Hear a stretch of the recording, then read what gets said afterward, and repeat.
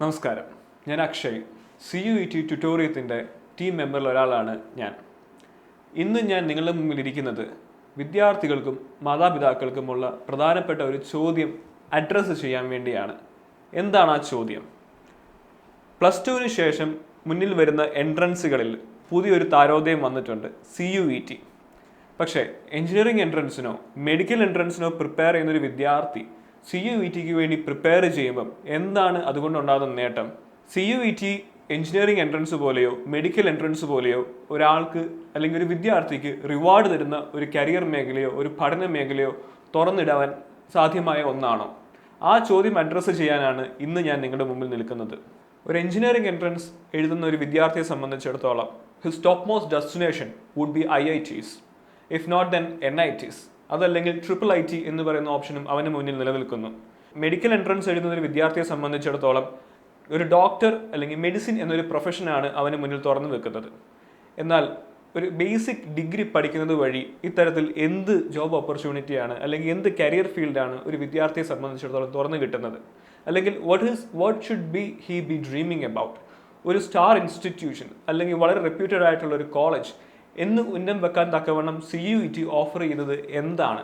ആ ചോദ്യത്തിന് ഉത്തരം പറയണമെങ്കിൽ ആദ്യം നിങ്ങൾ അറിയേണ്ടത് CUET വഴി കരസ്ഥമാക്കാൻ പറ്റുന്ന ഏറ്റവും മികച്ച യൂണിവേഴ്സിറ്റികൾ ഏതാണ്, ഏറ്റവും മികച്ച കോളേജുകൾ ഏതാണ്, ആ ഓരോ കോളേജുകളിലെയും സ്റ്റാർ കോഴ്സുകൾ എന്താണ്, ആ കോഴ്സുകളിൽ ഉണ്ടാകുന്ന ജോലി സാധ്യതകൾ എന്താണ്, കരിയർ പ്രോസ്പെക്റ്റീവ്സ് എന്താണ്.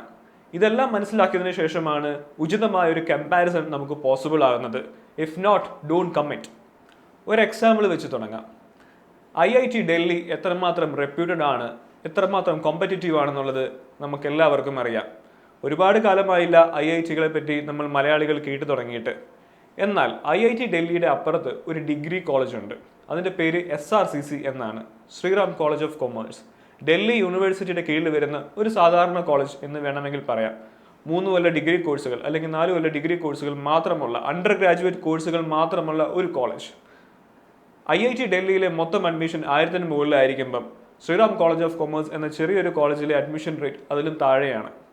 ഇനി അവിടെ പഠിക്കുന്നത് വഴി നിങ്ങൾക്കുണ്ടാകുന്ന ഓപ്പർച്യൂണിറ്റീസ് അല്ലെങ്കിൽ ഒരു ഡിഗ്രി കോളേജിലെ കരിയർ പ്രോസ്പെക്റ്റീവ്സ് എന്താണെന്ന് നമുക്കൊന്ന് അനലൈസ് ചെയ്യാം. Let me give you A point. CUET വഴി കരസ്ഥമാക്കാൻ പറ്റുന്ന ഏറ്റവും മികച്ച കോളേജുകൾ ഒന്ന് തന്നെയാണ് SRCC. അതുതന്നെയാണ് ഞാൻ കമ്പാരിസൺ എടുത്തത്. Let me give you warning. ഒരു പോയിന്റ് നേരത്തെ പറയുന്നു. SRCC എന്ന് പറയുന്നത് CUET വഴി എഴുതി കിട്ടാവുന്ന ഏറ്റവും മികച്ച കോളേജുകൾ ഒന്ന് തന്നെയാണ്. IIT എൻട്രൻസ് വഴി എഴുതി കിട്ടാവുന്ന ഏറ്റവും മികച്ച കോളേജുകളൊന്ന് IIT ഡൽഹി ആയിരിക്കെ അതിനോട് ഇക്വലൻ്റ് ആയിട്ട് കമ്പയർ ചെയ്യാൻ പറ്റുന്ന ഒരു ലെവൽ പ്ലേയിങ് ഫീൽഡിലുള്ള ഒരു കോളേജ് എന്ന രീതിയിലാണ് ഞാൻ SRCCയെ കമ്പയർ ചെയ്യുന്നത്. ആൻഡ് ഫോർച്ചുനേറ്റ്ലി ഇത് രണ്ടും തമ്മിൽ ഒരുപാട് ദൂരമൊന്നുമില്ല. സോ ജോഗ്രഫിക്കലി ഒന്ന് കമ്പയർ ചെയ്യുമ്പോഴും ഇത് രണ്ടും നൽകുന്ന അവസരങ്ങൾ ഒരു തട്ടിലിരുത്തി നോക്കുന്നതിൽ തെറ്റില്ല എന്ന് എനിക്ക് തോന്നുന്നു. And after all, being a Delhi university student, Delhi university alumni, എനിക്ക് ഫസ്റ്റ് ഹാൻഡ് എക്സ്പീരിയൻസ് ഉള്ളതും ഇതിനെപ്പറ്റി പറയാനാണ്. സോ ഇതെല്ലാം കൊണ്ടാണ് ഞാൻ SRCCയുടെ കാര്യം പ്രത്യേകം എടുത്ത് പറയാൻ നോക്കുന്നത്. IIT ഡൽഹിയിലെ പ്ലേസ്മെൻറ്റ് റിപ്പോർട്ട്സ് പ്രകാരം അവിടുത്തെ ആവറേജ് സാലറി 17 lakhs അറൗണ്ട് ആണ്. അവിടുത്തെ ഏറ്റവും ഹയസ്റ്റ് സാലറി വളരെ കൂടുതലാണ്, അത് ഞാൻ അംഗീകരിക്കുന്നു. എന്നാൽ average salary across all courses 17 lakhs around ആണ്. ഇനി അപ്പുറത്ത് SRCC എന്ന ഡിഗ്രി കോളേജുകൾ ഒരു വിദ്യാർത്ഥിക്ക് കിട്ടാവുന്ന ആവറേജ് സാലറി എത്രയായിരിക്കും? നമ്മുടെ ഒരു ലോക വിജ്ഞാനം വെച്ച് എന്തായിരിക്കും ഒരു കുട്ടിക്ക്, ഒരു ഡിഗ്രി കഴിഞ്ഞൊരു കുട്ടിക്ക് ഉണ്ടാകാവുന്ന ഓപ്പർച്യൂണിറ്റീസ്? അവൻ ഏത് കോളേജിൽ പഠിച്ചിരുന്നാലും ഒരുപക്ഷെ ഒരു ഡിഗ്രി കഴിഞ്ഞ് ഒരു ജോലിക്ക് അവൻ പ്രാപ്തനായിരിക്കില്ല. കാരണം അവൻ്റെ കയ്യിലുള്ളത് ഒരു പ്രൊഫഷണൽ ഡിഗ്രി അല്ല. ഒരു പക്ഷേ അവൻ മാസ്റ്റേഴ്സ് ചെയ്ത് അതിനുശേഷം ഒരു PhD ചെയ്ത് അതിനുശേഷം ഒരു PDF മറ്റോ ചെയ്ത് കഴിഞ്ഞാൽ ഏതെങ്കിലും ഒരു കോളേജിൽ അധ്യാപകനായി കയറാം എന്നായിരിക്കും നമ്മളെല്ലാവരും ധരിച്ചു വെച്ചിരിക്കുന്നത്. എന്നാൽ let me tell you, SRCC എന്ന കോളേജിലെ ആവറേജ് പ്ലേസ്മെൻറ്റ് ഫിഗർ എന്ന് പറയുന്നത്, CTC എന്ന് പറയുന്നത് 12 lakhs ആണ്. എല്ലാവർക്കും ഈ സാലറി കിട്ടുമെന്നല്ല ഞാൻ പറയുന്നത്. അവിടെ പ്ലേസ്മെൻറ്റിന് ഇരിക്കുന്ന വിദ്യാർത്ഥികൾ അവരുടെ പ്ലേസ്മെൻറ്റ് സെല്ല് വഴി വരുന്ന കമ്പനികളിൽ നിന്ന് അവർക്ക് കിട്ടുന്ന ഓഫറുകളുടെ ഏകദേശം ഒരു ഐഡിയ കിട്ടാൻ വേണ്ടിയാണ് ഞാൻ ഈ ഫിഗർ പറഞ്ഞത്. ഏതൊക്കെ കമ്പനികളായിരിക്കും വരുന്നത്? എന്തായാലും ഒരു എഞ്ചിനീയറിംഗ് കമ്പനിക്ക് അവിടെ വന്നിട്ട് കാര്യമില്ല എന്നറിയാം. എന്നാൽ നമുക്കറിയാത്ത നൂതനമായ ഒരുപാട് ജോലി സാധ്യതകൾ ഇപ്പോൾ തുറന്നു വന്നിട്ടുണ്ട്. ഒരു എഞ്ചിനീയറിംഗ് കഴിഞ്ഞ വിദ്യാർത്ഥി പോലും പലപ്പോഴും പ്ലേസ്ഡ് ആവുന്നത് ഒരു കോർ എഞ്ചിനീയറിംഗ് മേഖലയിലേക്കായിരിക്കില്ല. അവന് മുമ്പിൽ തുറന്നു വരുന്ന അവസരങ്ങൾ മറ്റു പലതുമാകാം. അതിൽ ഏറ്റവും മികച്ച അവസരങ്ങൾ നോക്കി അവൻ തിരഞ്ഞെടുക്കുകയാണ് പതിവ്. എന്ന് പറയുന്നത് പോലെ തന്നെ ഈ ഡിഗ്രി കഴിഞ്ഞ വിദ്യാർത്ഥിയെ ഒരിക്കലും ഒരു എഞ്ചിനീയറിംഗ് ഫേം അല്ല തേടി വരുന്നത്. എന്നാൽ കൺസൾട്ടിംഗ്, മീഡിയ, സ്റ്റാർട്ടപ്സ് എന്നീ മേഖലകളിൽ നിന്ന് വരുന്ന പുതിയ കമ്പനികളാണ് ഒരുപക്ഷെ ഇവരെ തേടി വരുന്നത്. ഇവരുടെ high metal, high quality, high exposure ഈ ഫാക്ടേഴ്സ് മനസ്സിലാക്കിയാണ് ഈ കമ്പനികൾ വരുന്നത്. ഇത് ഇന്നും ഇന്നലെയും തുടങ്ങിയ ഒരു പ്രക്രിയയല്ല. ഈ കോളേജുകളിലുള്ള ശക്തമായ പ്ലേസ്മെന്റ് സെല്ലുകൾക്ക് വലിയ ഒരു ചരിത്രം തന്നെയുണ്ട്. അവയിലൂടെ പ്ലേസ്ഡ് ആയ ഒരുപാട് പേർ ഇന്ന് കോർപ്പറേറ്റ് ഹെഡുകളാണ്. അവ ഈ കോളേജുകൾക്കും യൂണിവേഴ്സിറ്റികൾക്കും കൊണ്ടുതരുന്ന ഗുഡ് വിൽ, ബ്രാൻഡ് വാല്യൂ ഇത് തന്നെയാണ് ഇന്ന് വീണ്ടും ഈ പ്രക്രിയയെ മുന്നോട്ട് നയിക്കുന്നത്. ഇതുപോലെ തന്നെ മറ്റു പല കോളേജുകളിലും ശക്തരായ പ്ലേസ്മെന്റ് സെല്ലുകളുണ്ട്. അവ വഴി പ്ലേസ്മെന്റ് ഓപ്പർച്യൂണിറ്റീസ് എല്ലാ കൊല്ലവും വിദ്യാർത്ഥികളെ തേടി ഈ കോളേജുകളിലേക്ക് എത്താറുമുണ്ട്. കൺസൾട്ടിംഗ് കമ്പനികളായിക്കോട്ടെ, മീഡിയ കമ്പനികളായിക്കോട്ടെ, ഇവരെല്ലാം തിരഞ്ഞു വരുന്നത് ഹൈലി കോമ്പറ്റേറ്റീവ് ആയിട്ടുള്ള ഒരു ക്രൗഡിനെയാണ്. കൃത്യമായ ഒരു പ്രൊഫഷണൽ എക്സ്പീരിയൻസോ പ്രൊഫഷണൽ ഡിഗ്രിയോ ഇവർക്കുണ്ടാവില്ല. എന്നാൽ ഇവർക്ക് കിട്ടിയ എക്സ്പോഷർ വളരെ ക്വാളിറ്റി ഉള്ളതാണ് എന്ന് ഈ കമ്പനികൾ മനസ്സിലാക്കിയിട്ടുണ്ട് ഫ്രം ദെയർ പ്രീവിയസ് എക്സ്പീരിയൻസസ്. ഇത് തേടിയാണ്, ഈ ക്വാളിറ്റി തേടിയാണ് പലപ്പോഴും ഈ കമ്പനികൾ സാധാരണ ഡിഗ്രി കോളേജുകളിൽ പ്ലേസ്മെന്റിനായിട്ട് വരുന്നത്. പ്ലേസ്മെന്റിനായിട്ട് വരുന്നു എന്ന് മാത്രമല്ല, ഹൈ സാലറി, ഹൈ CTC കൊടുത്ത് ഇവരിൽ പലരെയും കരസ്ഥമാക്കുന്നതും ഇതേ കാരണം കൊണ്ട് തന്നെയാണ്. എന്നാൽ ഈ കരിയർ ഓറിയന്റേഷനോ കരിയർ ഓപ്പർച്യൂണിറ്റീസോ മാത്രമല്ല ഈ കോളേജുകളിലെ പ്രത്യേകത. ഡൽഹി യൂണിവേഴ്സിറ്റിയുടെ ഒരു എക്സാമ്പിൾ എടുത്തു കഴിഞ്ഞു കഴിഞ്ഞാൽ, രാജ്യത്തെ പല ഭാഗങ്ങളിൽ നിന്ന് ഹൈലി കോമ്പറ്റേറ്റീവ് ആയിട്ടുള്ള വിദ്യാർത്ഥികൾ വന്നു ചേരുന്ന ഒരു സമൂഹമാണ് ഡൽഹി യൂണിവേഴ്സിറ്റി എന്ന് പറയാം. ഡൽഹി യൂണിവേഴ്സിറ്റിയിൽ 70-ൽ പരം കോളേജുകളിൽ എല്ലാ കോളേജുകളിലും ഒരേ ക്വാളിറ്റിയാണ് എന്നല്ല ഞാൻ പറഞ്ഞു വരുന്നത്. എന്നാൽ എഞ്ചിനീയറിംഗ് കോളേജുകൾ, IITകൾ എന്ന് പറയുന്നത് പോലെ ഈ ഡിഗ്രി കോളേജുകളിലുമുണ്ട് സ്റ്റാർ കോളേജുകൾ. ആ കോളേജുകളിലുണ്ട് സ്റ്റാർ കോഴ്സുകൾ, അല്ലെങ്കിൽ ദെയർ ഫ്ലാഗ് ബെയറേഴ്സ് എന്ന് പറയാവുന്ന രീതിയിലുള്ള കോഴ്സുകളുണ്ട്. ഈ കോഴ്സുകൾ തിരഞ്ഞാണ് പലപ്പോഴും കുട്ടികൾ വരുന്നത്. ഒരുപക്ഷെ എഞ്ചിനീയറിങ്ങിനേക്കാൾ ഒരു ഡിഗ്രി ആഗ്രഹിക്കുന്നവർ, ഒരു സബ്ജക്റ്റ് എടുത്ത് അത് ഡീപ്പായിട്ട് പഠിക്കണം എന്ന് ആഗ്രഹിക്കുന്നവരായിരിക്കാം ഈ കോളേജുകളിലേക്ക് വരുന്നത്. എന്നാൽ അതിൽ ക്വാളിറ്റിയോ കോമ്പറ്റീഷനോ കുറവല്ല എന്ന കാര്യം നമ്മൾ മനസ്സിലാക്കണം. നമ്മൾ മലയാളികളെ സംബന്ധിച്ചിടത്തോളം ഡിഗ്രി എന്നത് എഞ്ചിനീയറിങ്ങോ മെഡിസിനോ കിട്ടാതിരിക്കുമ്പോൾ മാത്രമുള്ള ഒരു തേർഡ് ഓപ്ഷനായി വരുമ്പോൾ, അത് ഫസ്റ്റ് ഓപ്ഷനായി ഒരു സബ്ജക്റ്റ് പഠിക്കാൻ ആഗ്രഹിച്ച ഒരുപാട് കുട്ടികൾ ഡൽഹി യൂണിവേഴ്സിറ്റി വഴി അല്ലെങ്കിൽ ഇതുപോലുള്ള സെൻട്രൽ യൂണിവേഴ്സിറ്റികൾ വഴി കയറിപ്പോയിട്ടുണ്ട്. അവരെല്ലാം തന്നെ അവരുടേതായ മേഖലകളിൽ വ്യക്തിമുദ്ര പതിപ്പിച്ചവരുമാണ്. ഡൽഹി യൂണിവേഴ്സിറ്റിയുടെ ഒരു അലുമിനി ലിസ്റ്റ് എടുത്ത് നോക്കിക്കഴിഞ്ഞാൽ മതി ഇതിനെപ്പറ്റി നമുക്കൊരു ഐഡിയ കിട്ടാനായിട്ട്. ഡൽഹി യൂണിവേഴ്സിറ്റി എന്ന് ഞാൻ വീണ്ടും വീണ്ടും എടുത്തു പറയുന്നുണ്ടെങ്കിലും മറ്റു പല സെൻട്രൽ യൂണിവേഴ്സിറ്റികളിലും മറ്റു പല കോളേജുകളിലും ഇത് തന്നെയാണ് സ്ഥിതി. 2022 സിവിൽ സർവീസ് എക്സാമിൻ്റെ റിസൾട്ട് വന്നപ്പം രസകരമായൊരു സംഭവം ഉണ്ടായി. അത് ഞാൻ നിങ്ങളുമായിട്ടൊന്ന് ഷെയർ ചെയ്യാം. 2022 ടോപ്പേഴ്സ്, ആദ്യത്തെ 4 സ്ഥാനങ്ങളിലെത്തിയ ടോപ്പേഴ്സിൽ 3 പേരും ഡൽഹി യൂണിവേഴ്സിറ്റി പഠിച്ച വിദ്യാർത്ഥികളായിരുന്നു. ഡൽഹി യൂണിവേഴ്സിറ്റിയിൽ പഠിച്ചതുകൊണ്ടാണ് ഇവർ UPSC ടോപ്പേഴ്സ് ആയത് എന്ന് ഞാൻ പറയില്ല. അത് വേറെ തന്നെ ഒരു പ്രക്രിയയാണ്.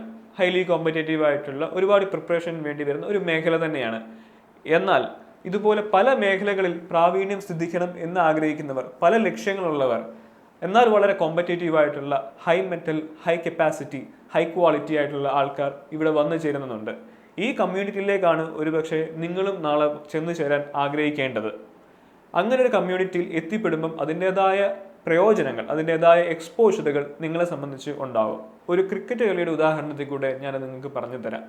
നിങ്ങളൊരു കളിക്കാരനാണെങ്കിൽ നിങ്ങളുടെ സ്റ്റാൻഡേർഡ് അനുസരിച്ച്, നിങ്ങളുടെ കളിയിലുള്ള പ്രാവീണ്യം അനുസരിച്ച് ഒരുപക്ഷെ സ്റ്റേറ്റ് ടീമിലോ രഞ്ജി ടീമിലോ ഒരു IPL ടീമിലോ നാഷണൽ ടീമിലോ നിങ്ങൾ സെലക്ട് ചെയ്യപ്പെടാം. അതിൽ നിങ്ങൾ കളിക്കുകയും ചെയ്തേക്കാം. ഓരോ തലത്തിലും നിങ്ങൾ കളിക്കുമ്പോൾ നിങ്ങൾക്കുണ്ടാകുന്ന എക്സ്പോഷറുകൾ, നിങ്ങൾ നേരിടുന്ന കോമ്പറ്റേറ്റീവ്നെസ് പലതാണ്. ആ കോമ്പറ്റീഷനും ആ എക്സ്പോഷറുമാണ് നിങ്ങളെ പിന്നീട് മുന്നോട്ട് വളരാനായിട്ട് സഹായിക്കുന്നത്. ഇത് പറയുന്നത് പോലെ തന്നെയാണ് ഈ കോളേജുകളുടെയും കാര്യം.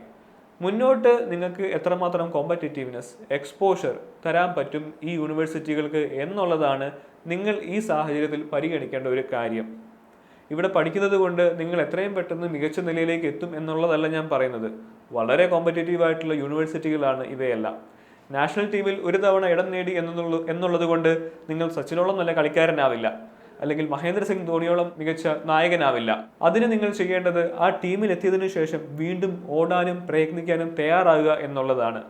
എന്നാൽ നിങ്ങൾക്കൊരു കിക്ക് സ്റ്റാർട്ട്, ഒരു ഹെഡ് സ്റ്റാർട്ട് കിട്ടാൻ ഇവ അനുവദിക്കും എന്ന് പറയുന്നത് പോലെ തന്നെയാണ് ഈ യൂണിവേഴ്സിറ്റികളുടെ കാര്യവും. യൂണിവേഴ്സിറ്റികളിൽ ജസ്റ്റ് അഡ്മിഷൻ എടുത്തു എന്നുള്ളത് കൊണ്ട് നിങ്ങളുടെ കരിയർ ശോഭനമായി എന്നല്ല ഞാൻ പറയുന്നത്. എന്നാൽ പ്രയത്നിക്കാനൊരു മനസ്സുണ്ടെങ്കിൽ, അധ്വാനിക്കാൻ നിങ്ങൾക്ക് ശേഷിയുണ്ട് എങ്കിൽ, നിങ്ങളുടെ എഫേർട്ടുകളെ 10ആയും 100ആയും മാഗ്നിഫൈ ചെയ്യാനുള്ള കപ്പാസിറ്റി ഇക്കോസിസ്റ്റം ഈ യൂണിവേഴ്സിറ്റികൾക്ക് തീർച്ചയായും ഉണ്ട്.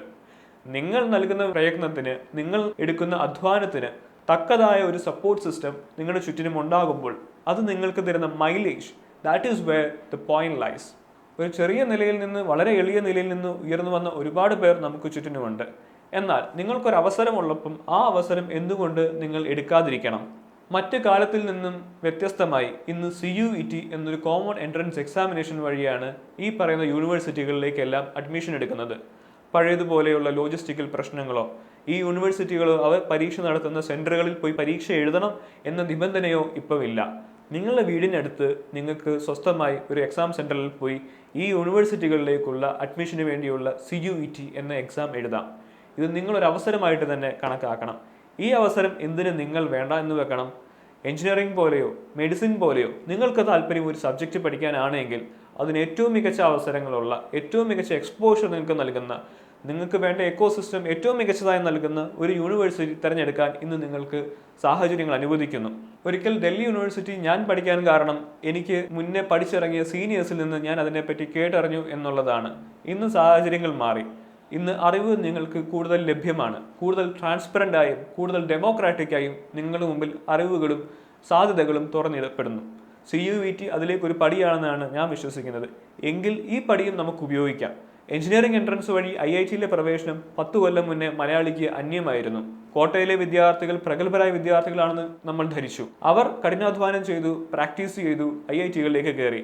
എന്നാൽ അതിനുശേഷം പതുക്കെ മലയാളികളും ആ എക്സലൻസുകൾ തങ്ങൾക്കും സാധ്യമാണ് എന്ന് തെളിയിക്കുകയും മറ്റുള്ളവർക്ക് ഇൻസ്പിറേഷൻ ആകുകയും ചെയ്തപ്പോൾ കൂടുതൽ ആൾക്കാർ അതിനായിട്ട് ആഗ്രഹിച്ചു, അതിനായിട്ട് ഇന്ന് പ്രയത്നിക്കുന്നു.